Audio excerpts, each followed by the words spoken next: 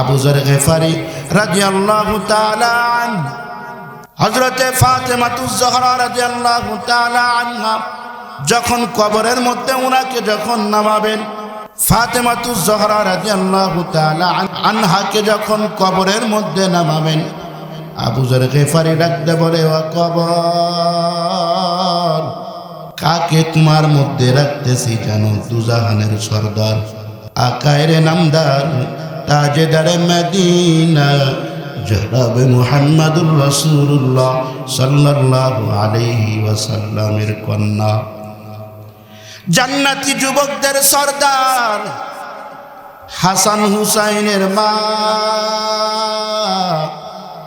জান্নাতি মহিলাদের সরদারিনী ফাতেমা, হযরতে ফাতেমা রাদিয়াল্লাহু তাআলা আনহা, শেরে খুদা হযরতে আলী, শেরে খুদা হযরতে আলীর স্ত্রী, নবী মুহাম্মদুর রাসূলুল্লাহ সাল্লাল্লাহু আলাইহি ওয়াসাল্লামের কন্যা। কবর খবরদার, কোন রকম কোন বেয়াদবি করবে না, ভালো আচরণ করবে। আল্লাহ সাথে সাথে কবরের জবান আল্লাহ খুলে দিয়েছেন। কবর ডাকতে বলে, ও আবু যর গিফারি, দুজাহানের বাদশাহ, সরকারে দো আলম নবী মুহাম্মদুর রাসূলুল্লাহর কন্যাকে আমি চিনি না, হাসান হুসাইনের মাকে আমি চিনি না। মুহাম্মদ আকাল কুফর को मिटाया,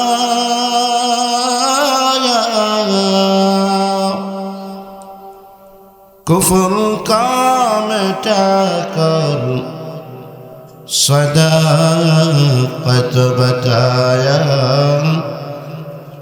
कुफर का मिटाकर सदाकत बताया। বাসাখালী মাদ্রাসাতুল হিকমা আল আরাবিয়া কর্তৃক আয়োজিত আজকের বার্ষিক ওয়াজ মাহফিলের সম্মানিত সভাপতি, প্রধান অতিথি ও বিশেষ অতিথিবৃন্দ, আমার সামনে উপবিষ্ট আল্লাহ পাকের আশিকিন, জাকিরিন, মুহিব্বিন, মুরব্বিয়ান আওয়াম, আমার সমবয়সী কলেজার টুকরা যুবক বন্ধুগণ, স্নেহের ছোট ভাই, পদ্মার অন্তরালে অবস্থানরত আমার শ্রদ্ধা মা ও বোনেরা, সর্বপ্রথম ওই রব্বে করিমের দরবারে শুকর গুজার হচ্ছি যে রব্বে করিম আমাদেরকে মাগরিবের পর হইতে এই পর্যন্ত কোরআনের মহাব্বতে, দ্বীনের নিসবতে, দ্বীনি কিছু কথা বলবার এবং শুনবার মতো তৌফিক দান করেছেন। এই জন্য মালিকের দরবারে দিল থেকে উচ্চ আওয়াজে কালিমাতুশ শুকর আদায় করি আলহামদুলিল্লাহ। সম্মানিত হাজিরিন, আমি আপনাদের সামনে কিছু কথা বলবার লক্ষ্যে পবিত্র কোরআনে হাকিম থেকে আয়াতে কারিমা তেলাওয়াত করেছি। বিশ্ব নবী, দয়ার নবী, মায়ার নবী, রহমতুল্লিল আলামিন, সৈয়দুল কাওনাইন, ইমামুল মুরসালিন জনাবে মুহাম্মদুর রাসূলুল্লাহ সাল্লাল্লাহু আলাইহি ওয়াসাল্লামের অসংখ্য অমীয় বাণী পবিত্র হাদিস মুবারক থেকে এক টুকরো হাদিস আপনাদের সামনে তেলাওয়াত করেছি। দয়াময় রব্বে করিম যদি তার গোলামকে তৌফিক দান করেন, তেলাওয়াতকৃত আয়াত ও হাদিসের আলোকে কিছু কথা বলার চেষ্টা করব ইনশাআল্লাহ। আমি কোরআনুল কারীমের ছোট্ট একটি সূরা আপনাদের সামনে তেলাওয়াত করেছি। সূরাটা যদিও অনেক ছোট, ফজিলত অনেক বেশি।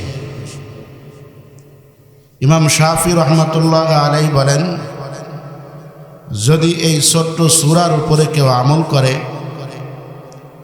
এই সূরাতুল আসরের উপরে কেউ যদি আমল করে, তো আল্লাহ তাআলা তার দুনিয়া ও আখিরাতের জিন্দেগি আল্লাহ সুন্দর করে দিবেন।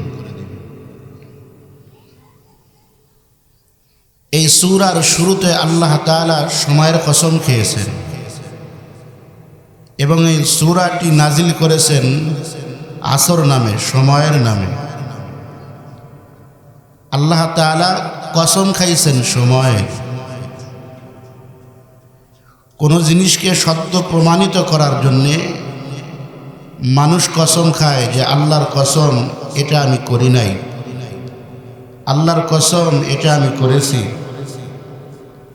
মানুষ সত্য প্রমাণিত করার জন্যে কসম খায়, কিন্তু আল্লাহর কি কোনো জিনিস সত্য প্রমাণিত করার জন্যে কসম খাওয়ার প্রয়োজন আছে? কোনো প্রয়োজন নাই। এর পরেও কেন আল্লাহ কোরআনের বিভিন্ন জায়গায় কসম খাইলেন? নুন ওয়াল কলমি ওয়া মা ইয়াসতুরুন মা আনতা বিনি'মাতি রাব্বিকা বিমাজনুন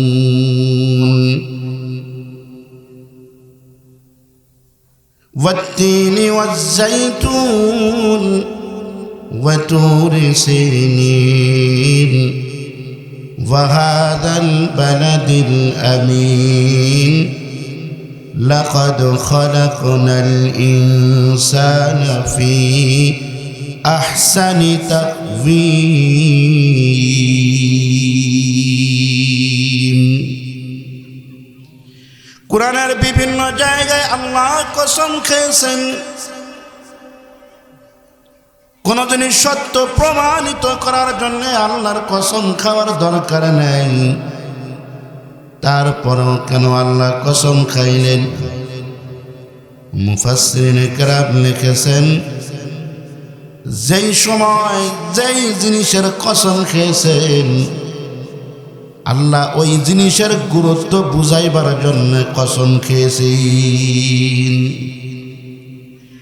এই সূরার মধ্যে আল্লাহ সময়ের কসম খেয়েছেন, বুঝা গেল সময়ের অনেক দাম। মুমিনের সময়ের অনেক দাম। আল্লাহ তাআলা বলেন ওয়াল আসর, সময়ের কসম, ইন্নাল ইনসানা লাফি খুসর, নিঃসন্দেহে দুনিয়ার সমস্ত মানুষ ক্ষতির ভিতরে আছে। ইল্লাল্লাযীনা আমানু, আল্লাহ আবার ইস্তেসনা করে বলেন 4 শ্রেণীর লোক ক্ষতির ভিতরে নাই। বলেন কয় শ্রেণীর লোক? এক শ্রেণীর লোক যারা ঈমান আনে তারা ক্ষতির ভিতরে নাই। ইল্লাল্লাযীনা আমানু, যারা ঈমান আনে তারা ক্ষতির ভিতরে নাই। 2 নম্বর যারা আমিলুস সালিহাত, যারা নেক আমল করে তারাও ক্ষতির ভিতরে নাই। 3 নম্বর ওয়াতাওয়াসাউ বিল হক, যারা একে অপরকে হকের উপদেশ দেয় এরাও ক্ষতির ভিতরে নাই। 4 নম্বর ওয়াতাওয়াসাউ বিস সাবর, যারা একে অপরকে সবরের উপদেশ দেয় এরাও ক্ষতির ভিতরে নাই। এই 4 শ্রেণীর লোক সারা দুনিয়ার সব মানুষ ক্ষতির ভিতরে আছে। এক তো আমরা হায়াতের দিক দিয়ে ক্ষতির ভিতরে আছি। আমার জীবন থেকে একদিন যাইতেছে, 1 সপ্তাহ যাইতেছে, 1 মাস যাইতেছে, 1 বছর যাইতেছে। আমার হায়াত থেকে যতটুকু সময় যাইতেছে আমি হায়াতের দিক দিয়ে, আমি সময়ের দিক দিয়ে ক্ষতির ভিতরে আছি। আল্লাহ বলেন হায়াত পুরায়া যাক তাতে কোনো সমস্যা নেই।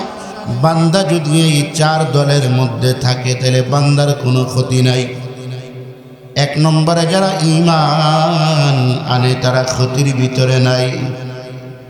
এবার আসেন ঈমান কাকে বলে? ঈমান শব্দের অর্থ হইল আল্লাহকে বিশ্বাস করা। বিশ্বাস স্থাপন করা। কার উপরে আপনি বিশ্বাস স্থাপন করবেন? আমানতু বিল্লাহ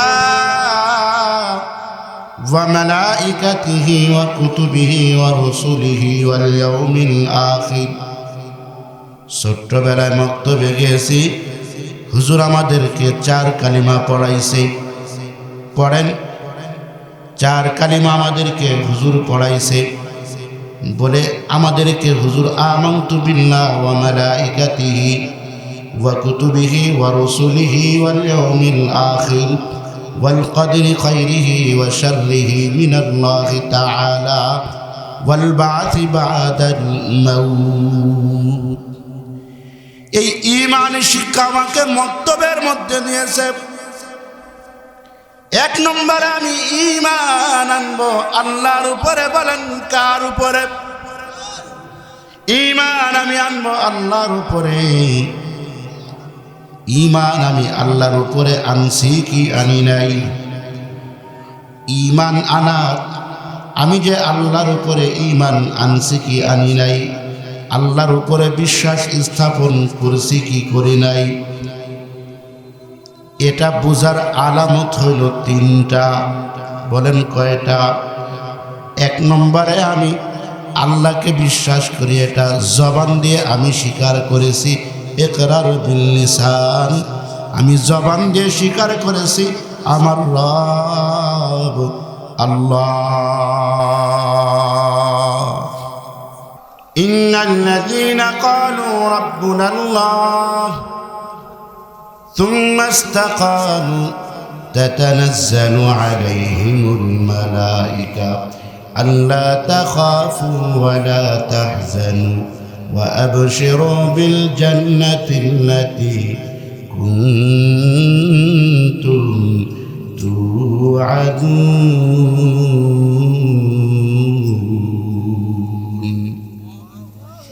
আমি যে পড়েছি আমার রব আল্লাহ,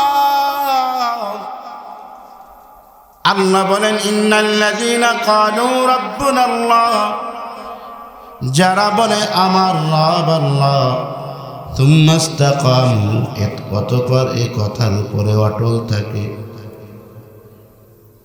আল্লাহ তাআলাকে স্বীকার করার পরে ওই যে রূহের জগতের মধ্যে আল্লাহ জিজ্ঞাসা করেছিলেন আলাস্তু বিরাব্বিকুম, আমি কি তোমাদের রব নই? ওই রূহের জগতের মধ্যে বলেছিলাম বালা, নিঃসন্দেহে আপনি আমাদের রব। এ কথার উপরে যারা হায়াতের জিন্দেগিতে যারা অটল অবিচল থাকে, আল্লাহ তাআলা বলেন আল্লা তাখাফু ওয়া লা তাহজানু, যারা দুনিয়ার মধ্যে রব চাহি জিন্দেগি যাপন করে, মৌতের সময় আল্লাহর ফেরেশতা এসে তাকে সুসংবাদ দেয় আল্লা তাখাফু ওয়া লা তাহজানু ওয়া আবশিরু বিল জান্নাতিল্লাতী কুনতুম তুআদুন।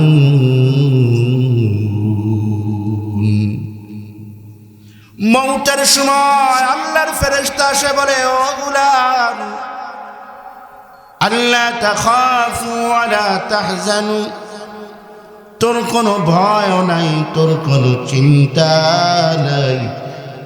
দুনিয়ার জিন্দেগিতে তুই রবরে আপন করে নিছ, তুমি রবরে এমন ভাবে আপন করেছো, সব চাওয়া তোমার রব অনুযায়ী ছিল। দুনিয়ার চাহিদা তোমার রব চাহি জিন্দেগি তোমার ছিল, শয়তান চাহি জিন্দেগি তোমার ছিল না। রব চাহি জিন্দেগি তোমার ছিল, রবকে খুশি করে তুমি চলেছ।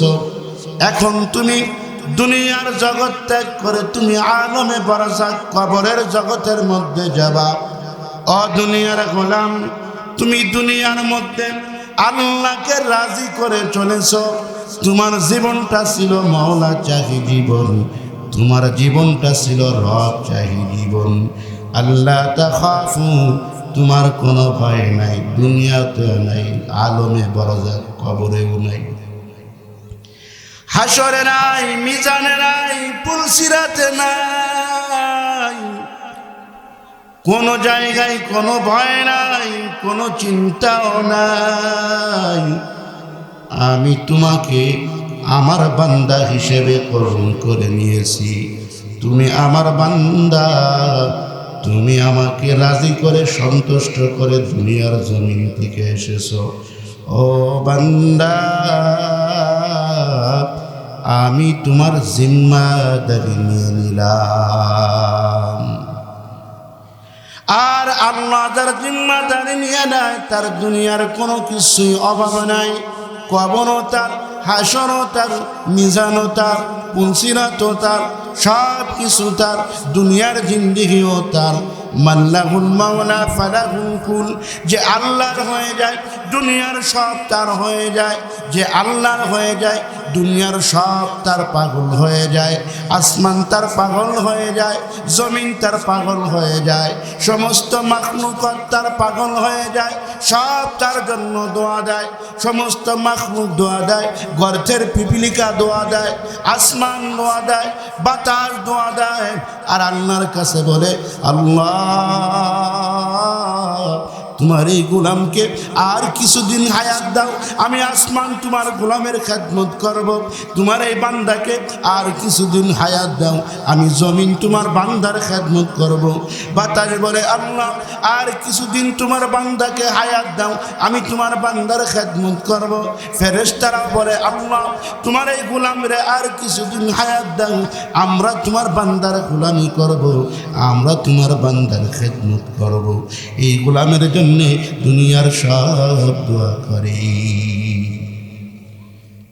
হাদিসের মধ্যে এসেছে, নেককার বান্দার মৌতের সময় যখন আসে, আজরাইল যখন আসে, আল্লাহ তাআলা ডাক দেন, ইয়া আইয়াতুহান নাফসুল মুতমাইন্না ইরজিই ইলা রাব্বিকি রাদিয়াতান মারদিয়া। আল্লাহ ডাক দেয়, হে নফসে মুতমাইন্না। নফসে মুতমাইন্না কাকে বলে? যে নফসটা সবসময় মওলার পাগল ছিল, যে নফসটা সবসময় মওলার রিজামন্দি হাসিল করেছে, এই নফসকে নফসে মুতমাইন্না বলে। এই নফসে মুতমাইন্নাকে ডাকতে বলে, হে নফসে মুতমাইন্না ইরজিই ইলা রাব্বিক, আয় তুই তোর রবের দিকে আয়। আল্লাহ ডাক দিয়ে নিয়ে যায়, আয় তুই তোর রবের দিকে আয়। আল্লাহ বান্দারে ডাক দিয়ে নিয়ে যায়। আল্লাহ তাআলা বান্দাকে যখন ইয়া আইয়াতুহান নাফসুল মুতমাইন্না ইরজিই ইলা রাব্বিকি রাদিয়াতাম মারদিয়া, বান্দাকে ডাক দেয়, সুসংবাদ দেয়, দুনিয়ার জিন্দেগিটা রব চাহি জিন্দেগি ছিল, এখন তুমি আমার জান্নাতের মধ্যে প্রবেশ করো। বলেন সুবহানাল্লাহ। ফাদখুলি ফি ইবাদি ওয়াদখুলি জান্নাতি, তুমি আমার নেককার বান্দাদের দলভুক্ত হয়ে যাও, তোমার জন্য আমি আল্লাহ জান্নাত রেখেছি। তুমি দুনিয়ার মায়া ছেড়ে, দুনিয়ার মোহাব্বত ছেড়ে আমার পাগল ছিলা। দুনিয়ার কোনো মায়া, দুনিয়ার কোনো মোহাব্বত, দুনিয়ার কোনো বাধা তোমাকে আমার থেকে সরাইতে পারে নাই। তুমি সর্বদা আমারই পাগল ছিলা। দুনিয়ার কোনো শক্তি আমার থেকে তোমার সরাইতে পারে নাই। তুমি আমার নেককার বান্দাদের দলভুক্ত হয়ে যাও, তুমি জান্নাতের মধ্যে প্রবেশ করো। এই সুসংবাদ দেয় আল্লাহ। আর আল্লাহর ফেরেশতারা জান্নাতি একটা কাপড় আইনা, কিসের কাপড়? জান্নাতি একটা কাপড় আইনা আল্লাহর ফেরেশতারা ওই নেককার বান্দার রূহটাকে জান্নাতের পানি দিয়ে গোসল করায়। আমি যদি দুনিয়ার থেকে বিদায় নিয়ে চলে যাই, আমার জানাজা হয়, আমার গোসল হয়, আমার জন্য মসজিদের মাইকে এলান হয়, অমুক দুনিয়ার থেকে বিদায় নিয়ে চলে গেছে, আমার জানাজার টাইম দেওয়া হয়, আমার জানাজার টাইম অনুযায়ী জানাজার নামাজের কাতার দাঁড়ায় যায়। আমার এই বডিটাকে সুন্দর গরম পানি দিয়ে, সাবান দিয়ে গোসল করানো হয়। আল্লাহ কয়, ও বান্দা, আমি যে বান্দাকে দুনিয়ার মধ্যে পাঠাইছি, বান্দাকে আল্লাহ বানাইছেন দুই জিনিসের সমন্বয়। বলেন কয় জিনিস? একটা হলো রূহ আর একটা হলো জিসম, একটা হলো বডি আর একটা হইল রূহ। আল্লাহ তো রূহ নিয়ে গেছেন, বডি জমিনে পড়ে আছেন। এই বডিটাকে সুন্দর করে গোসল করায়া, এরপরে আতর সুরমা গোলাপ লাগাইয়া, সুন্দর করে কাফনের কাপড় পরাইয়া, এরপরে জানাজার নামাজের সামনে নিয়ে দাঁড়ায় যায়, দোয়া পড়ে, আল্লাহুম্মা গফিরলি হাইয়িনা ওয়া মাইয়িতিনা ওয়া শাহিদিনা ওয়া গায়িবিনা ওয়া সগীরিনা ওয়া কাবীরিনা ওয়া যাকারিনা ওয়া উনথানা। আল্লাহুম্মা মান আহইয়াইতাহু মিন্না ফাআহইহি আলাল ইসলাম ওয়া মান তাওয়াফাইতাহু মিন্না ফাতাওয়াফাহু আলাল ঈমান। সুন্দর করে গোসল দিয়ে আতর গোলাপ সুরমা লাগায়া জানাজাটার সামনে লইয়া দোয়া পড়ে। আল্লাহ ডাক দেখায়, ও ফেরেশতারা, আমার এই রূহটাকে, জান্নাতি মেহমানটাকে তোমরা জান্নাতি পানি দিয়ে গোসল করাও। বডিটারে যদি দুনিয়ার পানি দিয়ে গোসল করায়, তুমি এই রূহটাকে জান্নাতের পানি দিয়ে গোসল করাও। আল্লাহর ফেরেশতারা ওই রূহটাকে জান্নাতি পানি দিয়ে গোসল করায়া, এরপরে জান্নাতি কাপড়ের মধ্যে পেঁচায়া আল্লাহর ফেরেশতারা প্রথম আসমানে নিয়ে যায়। জানাজা মানে দোয়া। এই যে আমরা দাঁড়াইছি জানাজার সামনে নিয়ে, মাইয়াতের জন্য দোয়া করতেছি, যারা বিগত যারা চলে গেছেন তাদের জন্য দোয়া করতেছি, জীবিতদের জন্য দোয়া করতেছি, মৃতদের জন্য দোয়া করতেছি। আল্লাহর ফেরেশতারা এই রূহটাকে পেঁচায়া প্রথম আসমানের মধ্যে নিয়ে যায়। প্রথম আসমানের ফেরেশতারা দোয়া করে, প্রথম আসমান থেকে আবার দ্বিতীয় আসমানের ফেরেশতারা দ্বিতীয় আসমানে নিয়ে যায়। দ্বিতীয় আসমানের ফেরেশতারা বলে, জান্নাতি মেশক আম্বারের ঘিরান, এই ঘিরান আবার কই থেকে আসলো? আল্লাহর ফেরেশতারা বলে, অমুক গোলামের রূহটাকে কবজ করা হয়েছে, জান্নাতি মেহমানের রূহটাকে কবজ করা হয়েছে, এই জন্য মেশক আম্বারের ঘিরান বাহির হইতেছে। তৃতীয় আসমান ঘুরায়, চতুর্থ আসমান, পঞ্চম আসমান, ষষ্ঠ আসমান, সপ্তম আসমান ঘুরায়। সাত আসমানের ফেরেশতারা এই রূহটার জন্য দোয়া করে। এরপরে ফেরেশতারা বলে, আল্লাহ সাত আসমান ঘুরাইলাম, এখন তোমার বান্দারে কি করব? আল্লাহ বলেন, মিনহা খলাকনাকুম ওয়া ফিহা নুঈদুকুম ওয়া মিনহা নুখরিজুকুম তারাতান উখরা। আমি বান্দারে মাটির দ্বারা বানাইছি, আবার মাটির ভিতরে ফিরাইয়া নিয়ে যাব, আবার এই মাটির থেকে বান্দারে উঠাবো। আমি যেহেতু ওয়াদা করেছি বান্দারে আমি মাটির গর্ভে নিয়ে যাব, এই জন্যে বান্দাকে আলমে বরজাক কবরের জগতে রেখে আসো। মানুষের অবস্থান থাকে পাঁচটা জগতের মধ্যে, বলেন কয়টা জগৎ? এক নম্বরে আলমে আরওয়াহ, রূহের জগৎ, যেই জগৎটা আমরা সকলেই অতিক্রম করে এসেছি। দুই নম্বরে আলমে আরহাম, মায়ের পেট, এই জগৎটাও আমরা অতিক্রম করে এসেছি। তিন নম্বর আলমে দুনিয়া, দুনিয়ার জগতে আমরা আছি। আল্লাহ এইখান থেকে নিবেন আলমে বরজাক কবরের জগৎ, আল্লাহ ওইখান থেকে আবার উঠাবেন আলমে আখেরা পরকালের জগৎ। এই পাঁচ জগতের মধ্যে চার জগৎ ক্ষণস্থায়ী, একটা জগৎ চিরস্থায়ী। বলেন কয়টা জগৎ চিরস্থায়ী?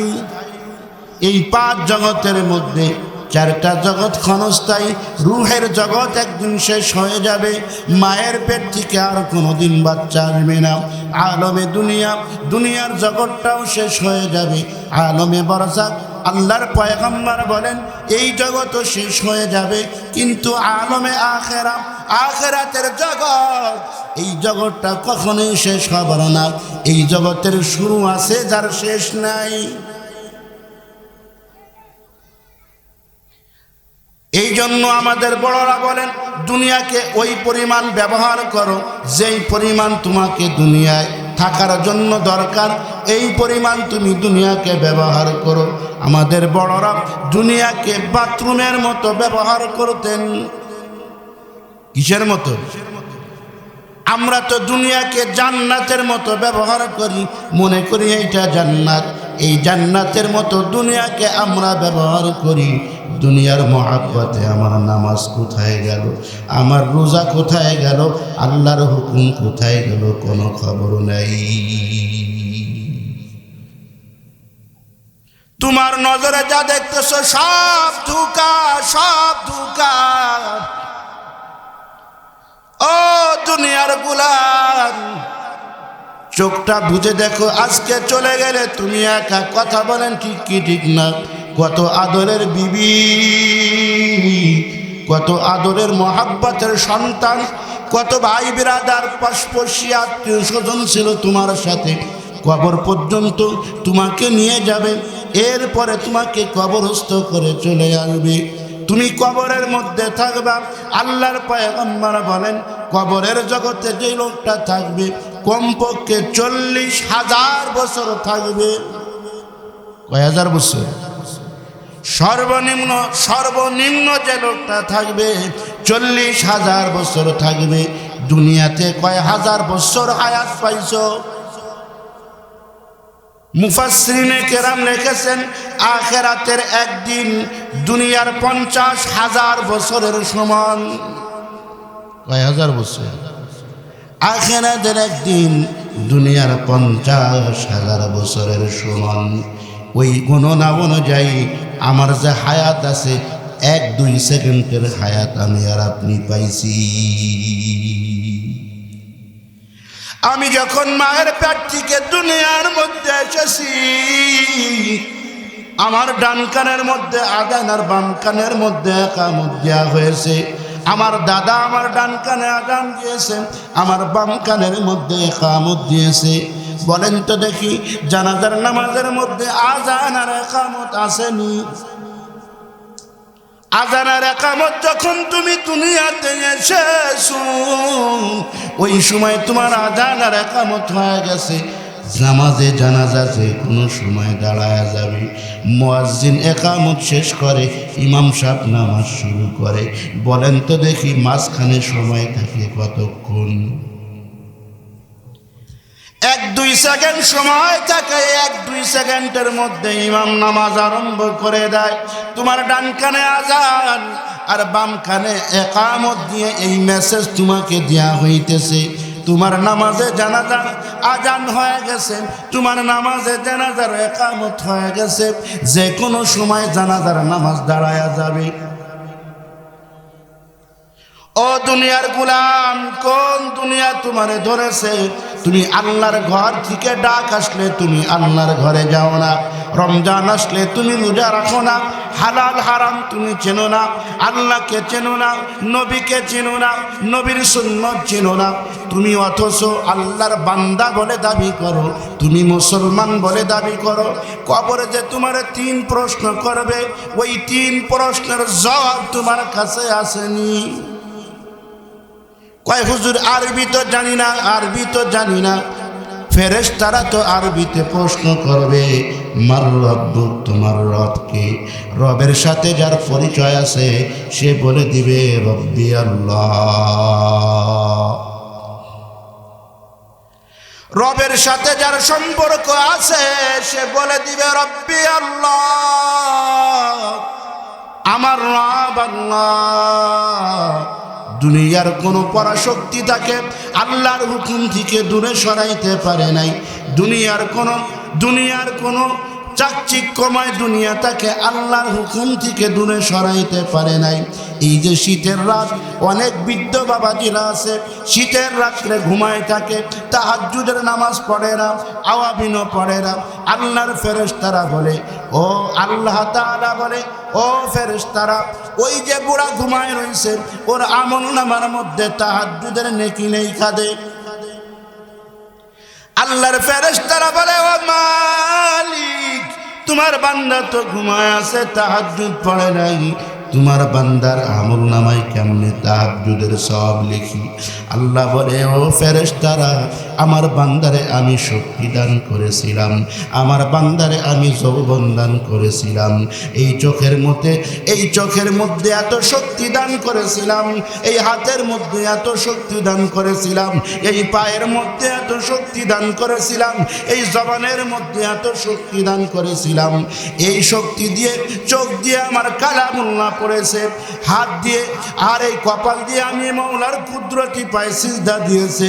তাহাজ্জুদের সময় হইলে আমার বান্দাকে আর বিছানার মধ্যে পাওয়া যাইত না। এই শীতের মধ্যে ঠান্ডা পানি দিয়ে ওযু করে আমার বান্দা আমার সামনে দাঁড়ায় গেছে। শামসুল হক ফরিদপুরি রহমাতুল্লাহ আলাইহি জ্বরে কাঁপতেছেন, এমন জ্বর আর উঠার মতো কোনো শক্তি নাই। রাতের বেলায় ঘুমাইছে, তাহাজ্জুদের সময় উঠা ওযু করে নামাজে দাঁড়ায় গেছে। খাদেম দেখে হুজুর আর বিছানায় নাই। হুজুর দাঁড়ায়া নামাজের মধ্যে আল্লাহর সামনে দাঁড়ায় কান্না করে।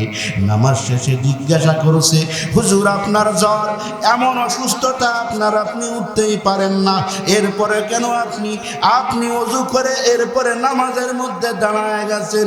হুজুর ডাকতে বলে, আমি তো ঘুমায়েছিলাম, আমি তো শুয়েছিলাম।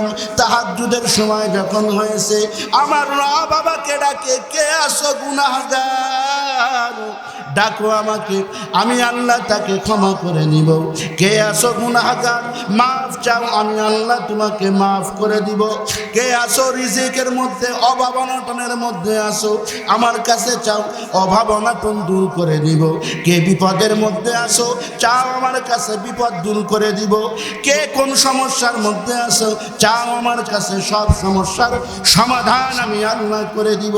আল্লাহ নিজে ডাকতেছে, আর আমি শামসুল হক ফরিদপুরি কেমনে শুয়ে থাকি, আল্লাহর ডাকে সাড়া দিয়ে আল্লাহর সামনে দাঁড়ায়া গেছি। আল্লাহ ডাক দেখায়, ও ফেরেশতারা, এ বুড়াকে আমি যৌবন দিয়েছিলাম, আমি শক্তি দিয়েছিলাম।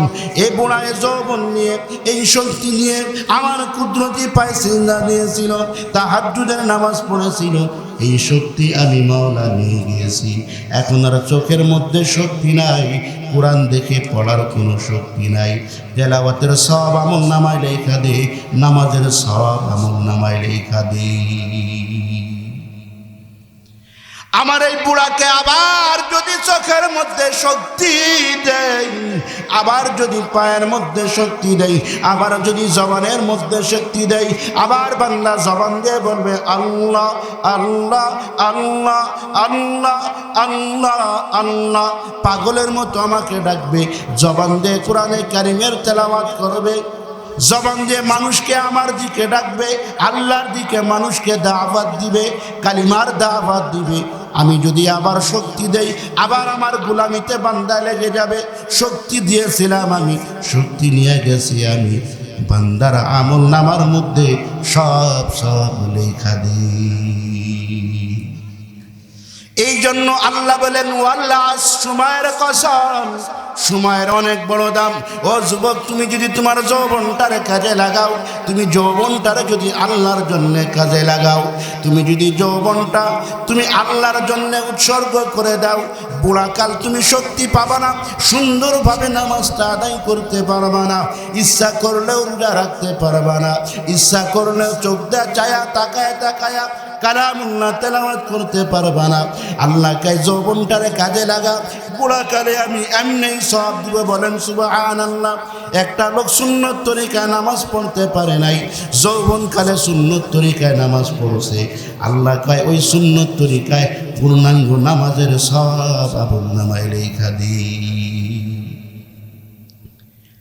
তোমাকে কবরে প্রশ্ন করবে, মার রব্বুক, তোমার রবকে। তুমি যদি রবের সাথে তোমার সম্পর্ক থাকে, রবের সাথে যদি তোমার সম্পর্ক থাকে, তোমার জবান দিয়ে অটোমেটিকলি বের হয়ে যাবে রব্বি আল্লাহ, আমার রব আল্লাহ। তোমার যদি নবীর সাথে মহাব্বত থাকে, নবীর সাথে যদি তোমার পরিচয় থাকে, আমার নবী আল্লাহর ফেরেশতারা বলবে ওয়ামা দীনুকা, তোমার দিন কি? তোমার দিনের সাথে যদি তোমার সম্পর্ক থাকে, দিনের উপর যদি তুমি চলো, দিন যদি তোমার জিন্দিগি, দিন অনুযায়ী যদি তোমার জিন্দিগি বনে যায়, তোমার জিন্দিগি যদি দিনের উপরে চলে, তো ওই সময় তোমার জবান দিয়ে বের করে দিবেন আল্লাহ দিনিয়াল ইসলাম। আমি যে ধর্মের উপরে ছিলাম, আমি যে আদর্শের উপরে ছিলাম, আমি যে নীতির উপরে ছিলাম, আমি যে ধর্মের উপরে ছিলাম, ওই ধর্মের নাম হলো ইসলাম।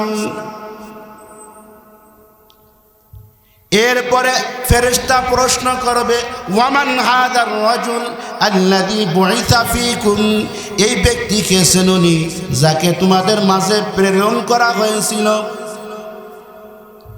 যদি এই নবীর সাথে তোমার সাথে তাআল্লুক থাকে, নবীর সাথে তোমার সাথে মহাব্বত থাকে, নবীর সাথে তোমার সাথে প্রেম থাকে, নবীর সুন্নতের সাথে তোমার সাথে ভালোবাসা থাকে, নবী টুপি পরতেন তুমিও টুপি পরো, নবী দাঁড়িয়ে রাখতেন তুমিও দাঁড়িয়ে রাখো, নবী সুন্নতি লেবাস পরতেন তুমিও সুন্নতি লেবাস পরো, নবী সুন্নত তরিকায় খানা খাইতেন তুমিও সুন্নত তরিকায় খানা খাও, নবী ডান পাশ দিয়ে রাস্তায় হাঁটতেন তুমিও ডান দিক দিয়ে রাস্তায় হাঁটো, নবী এরকম ভাবে খানার আগে দস্তরখান বিছাইতেন তুমিও খানার আগে দস্তরখান বিছাও, নবী অজুর আগে মিসওয়াক করতেন তুমিও অজুর আগে মিসওয়াক করো, নবী মসজিদে প্রবেশ করলে ডান পা দিয়ে প্রবেশ করতেন, দুরুদ পড়ে প্রবেশ করতেন, ইতিকাফের নিয়তে প্রবেশ করতেন, তুমিও এইভাবে মসজিদের মধ্যে প্রবেশ করো। এক কথায় নবীর আদর্শ অনুযায়ী তুমি তোমার জীবনকে পরিচালিত করেছো। তুমি যদি নবীর সাথে মহাব্বত রাখো, মহাব্বত রাখার উপায় হইল নবীর আদর্শ মানা। মহাব্বত এক জিনিস, আদর্শ মানা এক জিনিস। কথা কান ঠিক কি ঠিক না? আপনি আমাকে মহাব্বত করেন কিন্তু আমার আদর্শ মানেন না, আমার নীতি মানেন না, তো এটার নাম মহাব্বত না। কথা বলেন ঠিক কি ঠিক না? যদি প্রকৃতপক্ষে নবীকে মহাব্বত করো, নবীর আদর্শ তোমার ভিতরে আছে কিনা, নবী মিথ্যা কথা বলে নাই, তোমার জমানে যেন মিথ্যা কথা না আসে, নবী হারাম খায় নাই, তুমিও যেন হারাম না খাও, নবী নামাজ পড়ছে তুমিও যেন নামাজ পড়ো, নবী রোজা রাখছে তুমিও যেন রোজা রাখো।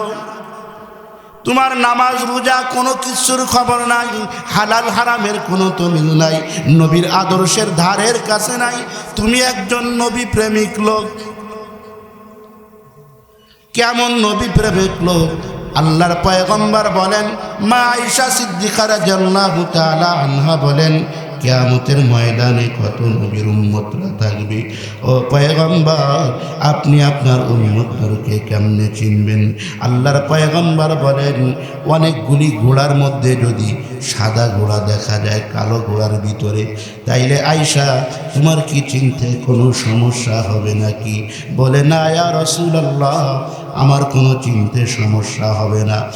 আমার যারা উম্মত থাকবে তাদের সিজদার স্থান দিয়ে, তাদের এরকমভাবে কপাল দিয়ে সিজদার স্থানগুলি দিয়ে নূর চমকাইতে থাকবে।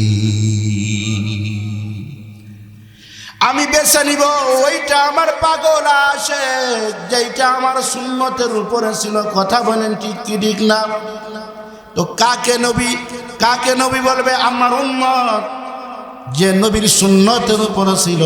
এই তিন প্রশ্নের জবাব আমি তখনই দিতে পারবো যখন আমি দ্বীনের উপরে থাকব, যখন আমার রবের সাথে সম্পর্ক থাকবে, যখন আমার নবীর সাথে সম্পর্ক থাকবে।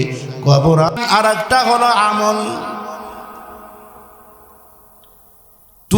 তোমার কি যোগ্যতা আছে, তোমার কি পরিচয় আছে, আমার আপনার কি যোগ্যতা আছে, আমার আপনার কি পরিচয় আছে। ওরে আবু যর গিফারি রাদিয়াল্লাহু তাআলা আনহু, হযরতে ফাতেমাতুজ জহরা রাদিয়াল্লাহু তাআলা আনহা যখন কবরের মধ্যে উনাকে যখন নামাবেন, ফাতেমাতুজ জহরা রাদিয়াল্লাহু তাআলা আনহাকে যখন কবরের মধ্যে নামাবেন, আবু যর গিফারি ডাকতে বলে, ও কবর,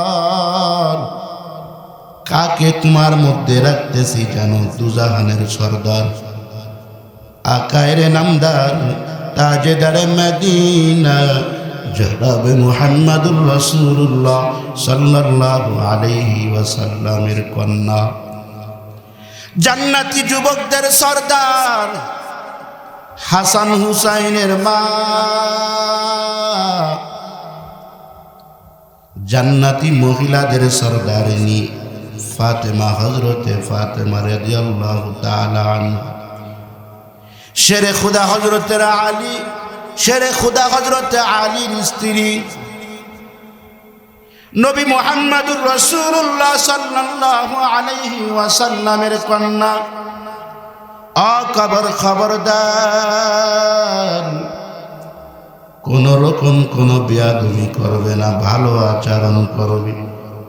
আল্লাহ সাথে সাথে কবরের জবান আল্লাহ খুলে দিয়েছি। কবর ডাকতে বলে, ও আবু যার গেফারি,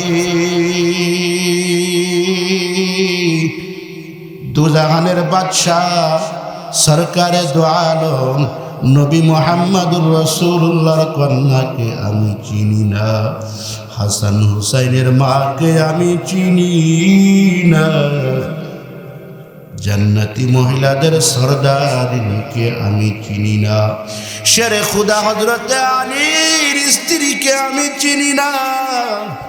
আমি চিনি দুইটা জিনিস, ঈমান আর আমল। ঈমান আর আমল যার ভালো আছে আমি কবর তারে চিনি, ঈমান আর আমল যার ভালো নাই আমি কবর তাকে চিনি না।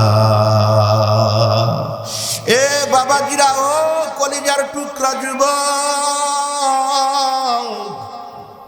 ভালো করিয়া বুঝো, দুজাহানের বাদশাহ সরকারে দু আলম নবীর কন্যা যদি কবরের মধ্যে কোনো সার না পায়, তার পরিচয় যদি কবরে না চলে, আলীর স্ত্রীর পরিচয় যদি কবরে না চলে, হাসান হুসাইনের মা পরিচয় যদি কবরে না চলে, তোমার আমার কি যোগ্যতা আছে? তোমার আমার কি সার্টিফিকেট আছে? তোমার আমার কোনো যোগ্যতা নাই, কোনো সার্টিফিকেট নাই। কবর কিন্তু ঈমান আর আমল ছাড়া কিছুই চেনে না। আল্লাহ কয়, এই দুই জিনিস নিয়ে আয়, কবর তোরে চিনবে, হাসর তোরে চিনবে, মিজান তোরে চিনবে, পুলসিরাত তোরে চিনবে, পুরা দুনিয়া তোরে চিনবে, জঙ্গলের বাঘ তোরে চিনবে, দুনিয়ার সব মানুষ তোরে চিনবে, আসমান তোরে চিনবে, জমিন তোরে চিনবে। তুই যদি মাওলাকে চিনতে পারো, মাওলার যদি তুমি হয়ে যাও, দুনিয়ার সব তোমারে চিনবি। এই জন্য ঈমান আর আমল নিয়ে কবরে যাও। এই দুই জিনিসের পরিচয় কবরে তোমার হবে, একটা হইল ঈমান আর একটা হইল আমল। এ কথাই আল্লাহ বলেন, ওয়াল আস ইন্নাল ইনসানা লাফি খুসর। ও মানুষ, অল্প সময়ের জন্য তোরে দুনিয়ার মধ্যে পাঠাইছি, এই অল্প সময় দুনিয়ার মধ্যে তুই আসো, অল্প সময় ঈমান আর আমল বানাও। ও দুনিয়াদার, ক্ষমতাদার, ও মালওয়ালা ভাই, ও ক্ষমতাওয়ালা ভাই, ও এলেমওয়ালা ভাই, তোমার এলেম আছে, তোমার ক্ষমতা আছে, তোমার টাকা আছে, তোমার বাহাদুরি আছে, তোমার সব কিছু আছে, ঈমান নাই, আমল নাই। তোমার চাইতে বড় ক্ষমতাওয়ালা ফেরাউন আল্লাহ দুনিয়ার থেকে ধ্বংস করে দিয়েছে, নমরুদ আল্লাহ দুনিয়ার থেকে ধ্বংস করে দিয়েছে। ক্ষমতা নিয়ে এত বড়াই করো না। আল্লাহ মালওয়ালা, সম্পদওয়ালা কারুন রে আল্লাহ ধ্বংস করে দিয়েছে, মাল তারে আল্লাহর আযাব থেকে বাঁচাইতে পারে নাই, সম্পদ আল্লাহর আযাব থেকে বাঁচাইতে পারে নাই, দুনিয়ার কোনো কিছুই তারে আল্লাহর আযাব থেকে বাঁচাইতে পারে নাই। আল্লাহর আযাব থেকে বাঁচাবে তোমারে ঈমান আর আমল। ঈমান আর আমল যদি থাকে,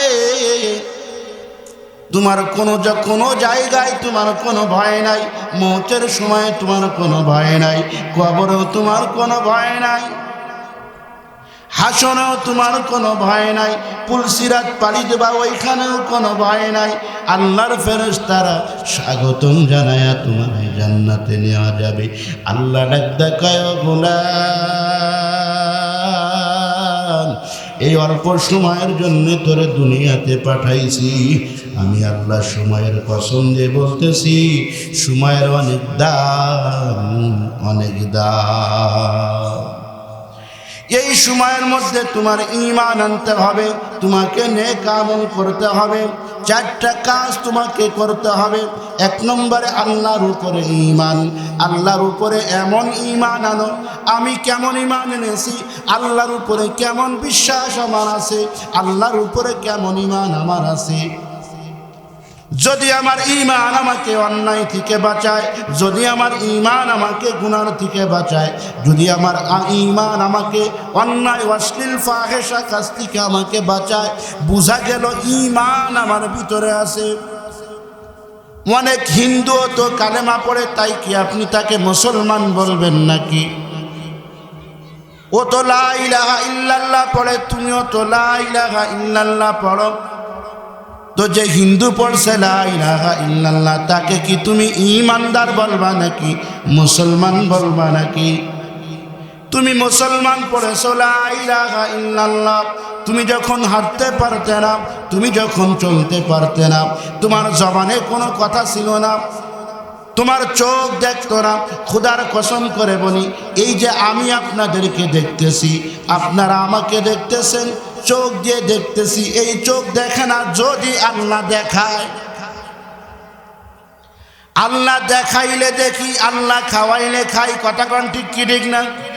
অনেক কুলাঙ্গারের বাচ্চা কয় আল্লাহ খাওয়ায় না, আমারে আমার চাকরিতে খাওয়ায়। ওর বিশ্বাসটা কি দেখছেন? ঈমান কোথায়?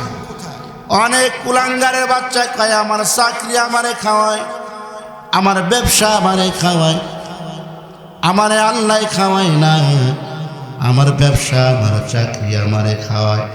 ও দুনিয়াদার ইমানদার আল্লাহর গোলাম, তোমার চাকরি তোমারে খাওয়ায়, তোমার ব্যবসা তোমারে খাওয়ায়, আর সাগরের তিমি মাছ একবার খায় 25 টন।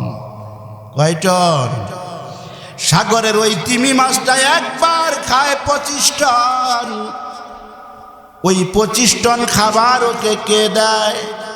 ওর কি কোনো চাকরি আছে? ওর কি কোনো ব্যবসা আছে? যার যেমন আকীদা তাকে আল্লাহ তেমন দেয়। কথা বুঝছেন? যার যেমন আকীদা। এই যে আমি বলছি আমানতু বিল্লাহ ওয়া মালাইকাতিহি ওয়া কুতুবিহি ওয়া রুসুলিহি ওয়াল ইয়াউমিল আখির, আমি আল্লাহর উপরে ঈমান আনলাম। 1 নম্বরে কার উপরে? আমানতু বিল্লাহ, আল্লাহর উপরে ঈমান আনলাম। ওয়া মালাইকাতিহি, আল্লাহর ফেরেশতাদের উপরে ঈমান আনলাম। ওয়া কুতুবিহি, আল্লাহর নাজিলকৃত কিতাবের উপরে ঈমান আনলাম। আল্লাহর যত কিতাব আছে এই কিতাব সমূহের উপরে ঈমান আনলাম। ওয়া রুসুলিহি, নবীদের উপরে ঈমান আনলাম। ওয়াল ইয়াউমিল আখির, আখিরাত কিয়ামত দিবসের উপরে ঈমান আনলাম। ওয়াল কদরি খায়রিহি ওয়া শাররিহি মিনাল্লাহি তাআলা, আমি ভালো মন্দের উপরে ঈমান আনলাম, তাকদীরের উপরে ঈমান আনলাম। এই তাকদীরের উপরে যদি কেউ ঈমান না আনে তাকে কি বলে? মুসলমান বলেনি? বলেন। আমি তো তাকদীরের উপরে ঈমান এনেছি। আল্লাহ আমাকে খাওয়ায়, আল্লাহ আমাকে পড়ায়, আল্লাহ আমাকে রিজিক দেয়। এই বিশ্বাস আমার কলবের ভিতরে যদি না থাকে, তাহলে আমার ঈমান আমি কেমনে আনলাম? আল্লাহ কয় ঈমান ওইভাবে আনো, আমিনু কামা আমানান নাস, ঈমান ওইভাবে আনো সাহাবারা যেভাবে ঈমান এনেছিল। তোমার ঈমান যেন তোমাকে মসজিদে নেয়, তোমার ঈমান যেন তোমাকে নামাজের মধ্যে দাঁড় করায় দেয়, তোমার ঈমান যেন হারাম থেকে তোমাকে বাঁচায়, তোমার ঈমান যেন তোমাকে রমজান আসলে রোজা রাখায়। এমন ঈমান তোমার পয়দা হয়েছে কিনা দেখো। যদি এমন ঈমান তোমার পয়দা হয় তাইলে তুমি ঈমানদার। আর আল্লাহ বলেন যারা ঈমান আনে, যারা নেক আমল করে, যারা একে অপরকে হকের উপদেশ দেয়, যারা একে অপরকে সবরের উপদেশ দেয়, তারা ক্ষতির ভিতরে নাই। তাদের দুনিয়ার জিন্দেগি সুন্দর, কবরের জিন্দেগি সুন্দর, পরকালের জিন্দেগি সুন্দর। আমাদের জিন্দেগি সুন্দর করতে রাজি আছি কি নাই? তাহলে আমরা আজকের থেকে এই 4 গুণের উপরে আমল করব। 1 নম্বরে ঈমান আনব, কার উপরে বলেন? আল্লাহ। 2 নম্বরে আমল করব, ঈমানের চাহিদা কি? আমল করা, আমি আমল করব। 3 নম্বর 2টা গুণ আমার ভিতরে আরো, সেটা হলো আমি হকের উপদেশ একে অপরকে দিব, নিজেও হকের উপরে চলব, আর একজনকে চলার জন্য দাওয়াত দিব, নিজেও সবর করব, আর একজনকেও সবরের দাওয়াত দিব, নিজে ঈমানের উপরে থাকব, আর একজনকে ঈমানের দাওয়াত দিব, নিজে আমলের উপরে থাকব, আর একজনকে আমলের ব্যাপারে উদ্বুদ্ধ করব। রাজি আছে তো ইনশাআল্লাহ? হুজুর চলে এসেছেন। যে কথাগুলি বললাম, আল্লাহ আমাকে আপনাদের সকলকে এ কথাগুলির উপরে আমল করবার তৌফিক দান করেন। সকলে বলি আমিন। ওয়া আখিরু দাওয়ানা আনিল হামদুলিল্লাহি রাব্বিল আলামিন।